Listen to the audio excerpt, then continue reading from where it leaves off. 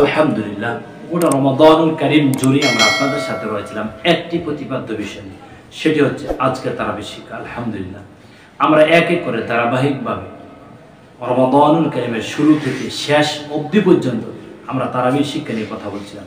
আলহামদুলিল্লাহ, আমরা 26টি পর্ব সমাপ্তি করতে পেরেছি। আজকে আমরা 27তম তারাবির শিক্ষা নিয়ে কথা বলব। আজকে তারাবিতে আল কুরআনুল কারীমের সর্বশেষ পারা অর্থাৎ 30 নম্বর পারা নিয়ে হাফেজে কোরআন পাঠ করবেন। এখানে অসংখ্য অগণিত আয়াতে কারিমাগুলো রয়েছে, কয়েকটি গুরুত্বপূর্ণ সূরা রয়েছে। যেমন 30 নম্বর পারার প্রথমে সূরাতুন নাবা রয়েছে, দ্বিতীয়তে সূরাতুন নাজিয়াত রয়েছে, তৃতীয়তে সূরাতুল আবাস রয়েছে, সূরাতুল তাকবীর রয়েছে। এইভাবে কয়েকটি সূরা আল্লাহ তাআলা এখানে সন্নিবেশিত করেছেন 30 নম্বর পারার মধ্যে, অর্থাৎ সর্বশেষ পারার মধ্যে। এখানে প্রতিটি আয়াত, প্রতিটি শব্দই আমাদের জন্য খুবই গুরুত্বপূর্ণ। সূরা নাবা অর্থ সংবাদ।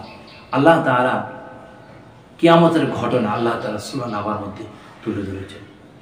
নাজিয়াতের মধ্যে আল্লাহ তাআলা কাফির এবং মুশরিকদের পরিচয় তুলে ধরেছেন। কাফির এবং মুশরিকদের কথোপকথনের কথা আল্লাহ তাআলা তুলে ধরেছেন।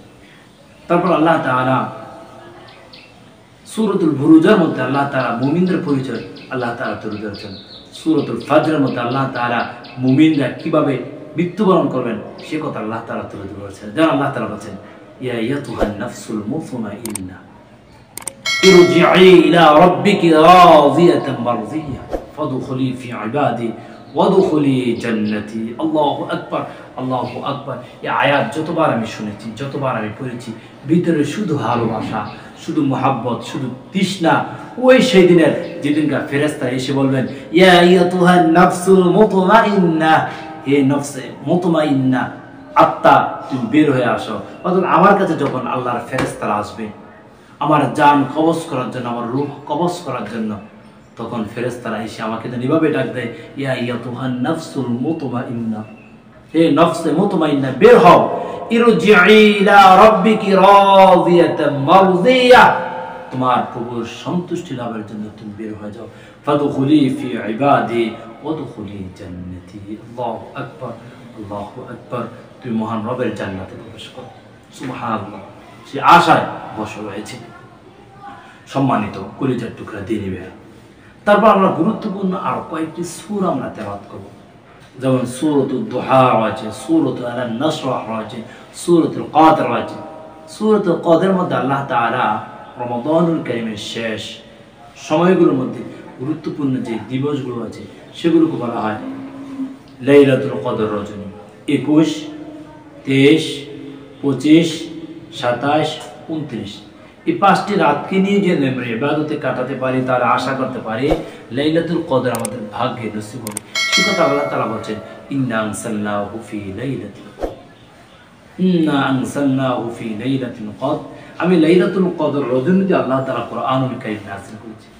লাইলাতুল কদরি খায়রুম মিন আলফি শাহর। এই রাতটা হচ্ছে আল্লাহ তাআলার কাছে 1000 মাসের চেয়েও সম্মানিতম একটি রাত। সুবহানাল্লাহ।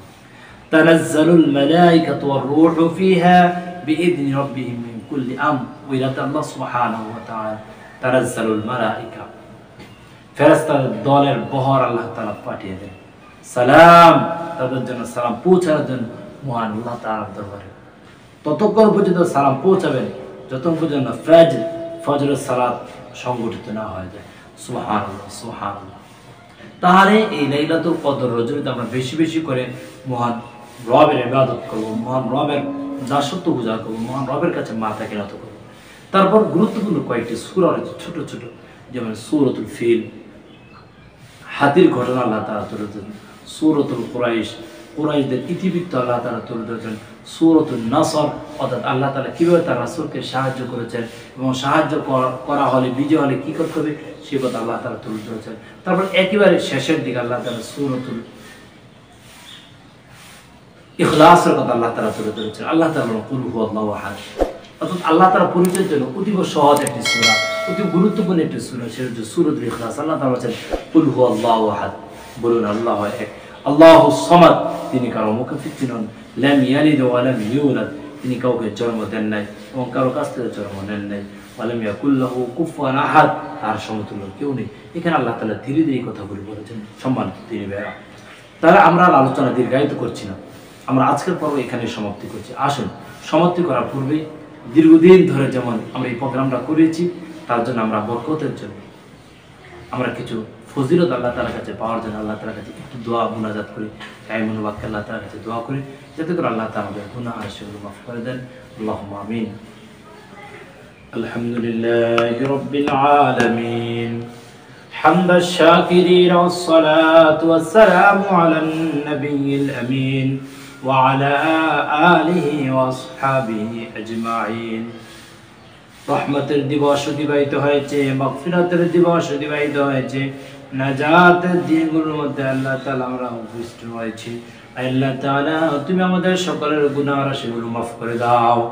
আল্লাহ তাআলা ব্যক্তিগতভাবে অযোগ্য, আল্লাহ তাআলা ব্যক্তিগতভাবে ইলম কালাম ছাড়া আল্লাহ তাআলা মিডিয়ার সামনে কথা বলেছি, কিন্তু যতটুকু চেষ্টা ছিল, শক্তি ছিল, সামর্থ্য ছিল, ততটুকু চেষ্টা করেছি। আল্লাহ তাআলা তুমি জানো কতটুকু সফল হবে, কিন্তু ভিতরে শতভাগ আশা রাখি আল্লাহ তাআলা আমাদের প্রোগ্রাম, আমাদের শ্রম, আল্লাহ তাআলা আমাদের খেটে যত পরিশ্রম হয়েছে সকল পরিশ্রমগুলো তুমি কবুল করে পরকালে নাজাতময় জান্নাত দেবে আশার ভিতরে লালন করছি। আল্লাহ তাআলা তুমি তো বলেছ লা তাকুনাতু মির রাহমাতিল্লাহ, তোমার বান্দাদেরকে রহমত থেকে নারাজ হওয়ার কথা তুমি বলেছো। আল্লাহ তাআলা আমরা তোমার রহমত থেকে নারাজ হই নাই, ভিতরে আশা পোষণ করছি পরকালে অবশ্যই অবশ্যই তুমি জান্নাত প্রদান করবে। সম্মানিত আল্লাহ তাআলা কলিজার টুকরা আমার দিন যারা ভাই ছিলেন তারা শুনেছেন, আল্লাহ তাআলা তাদেরকে তুমি কবুল করে নাও। আল্লাহ তাআলা আমরা অক্লান্ত কষ্ট করেছে আমাদের মৃত মুর্শিদ ভাই, আল্লাহ তাআলা ইসলামের রেফারেন্স টিভি, আল্লাহ তাআলা তার কলা কৌশলী যারা রয়েছে ভাই সহ সকলকে তুমি কবুল আর মঞ্জুর করে নাও। লাইলাতুল কদর আমাদের ভাগ্য নসিব করে দাও। আল্লাহ তাআলা আখির ফরিয়াদ, যেদিন মালাকুল মউত আমাদের সম্মুখে চলে আসবে, আমাদের মুখে এবং জবানে জারি করে দেব মধুর লা ইলাহা ইল্লাল্লাহু মুহাম্মাদুর রাসূলুল্লাহ।